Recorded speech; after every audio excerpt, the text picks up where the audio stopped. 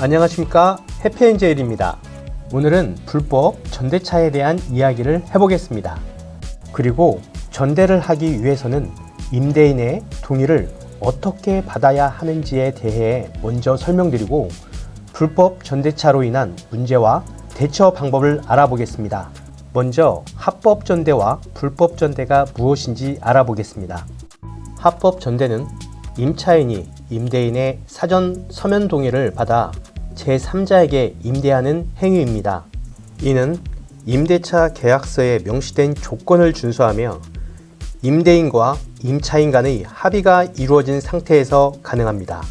불법 전대는 임대인의 동의 없이 임차인이 제3자에게 임대하는 행위를 말합니다.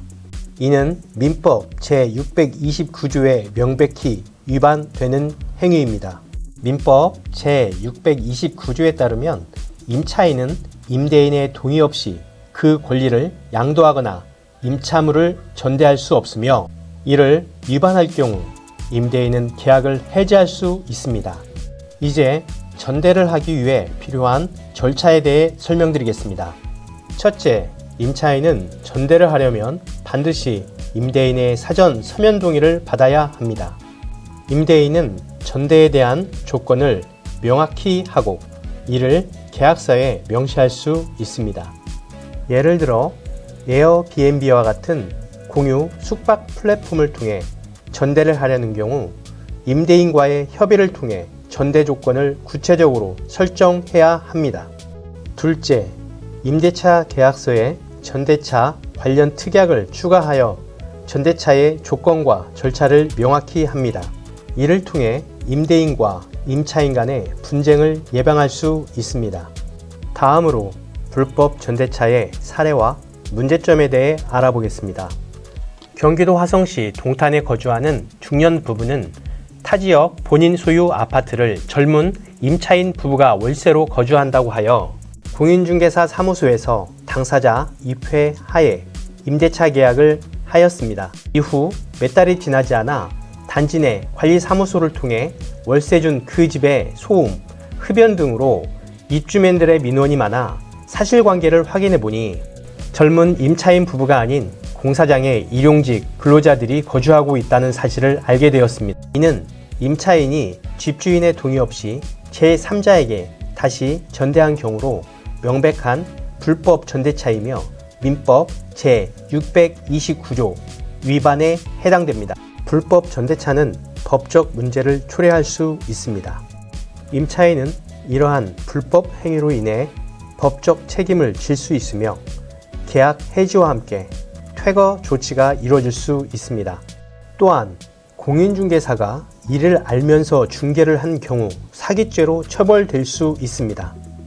임대인은 임차인을 상대로 명도소송을 제기하여 불법 점유자를 퇴거시킬 수 있습니다. 그렇다면 임대인은 이러한 상황에서 어떻게 대처할 수 있을까요? 첫째, 불법 전대차를 입증할 수 있는 증거를 수집하세요. 예를 들어 불법 점유자의 신원정보, 거주 증거 등을 준비합니다. 둘째, 부동산 전문 변호사와 상담하여 소송 절차를 준비하고 필요한 모든 법적 서류를 작성하세요.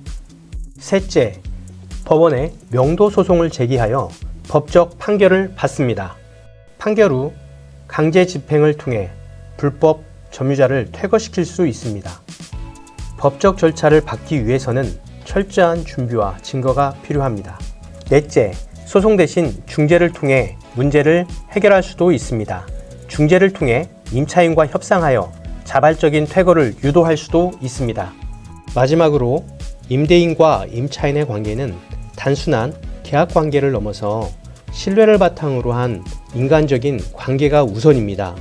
사기, 기망이 아닌 계약서 내용을 바탕으로 책임감 있는 계약 이행이 무엇보다 중요합니다.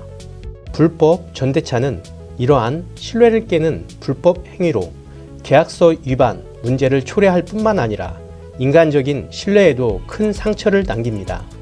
불법 전대차를 자신의 임대사업 운영으로 착각하지 마시고 법적 절차를 준수하여 임대차 계약을 체결하세요. 임대인의 동의 없이 전대를 하는 것은 명백한 불법 행위이며 강제 퇴거와 법적 제재를 받을 수 있습니다. 임대차 계약 시 서로의 권리와 의무를 명확히 하여 건강한 임대차 관계를 유지하시기 바랍니다. 오늘 영상이 도움이 되셨길 바라며 유익한 내용으로 다시 찾아뵙겠습니다. 감사합니다.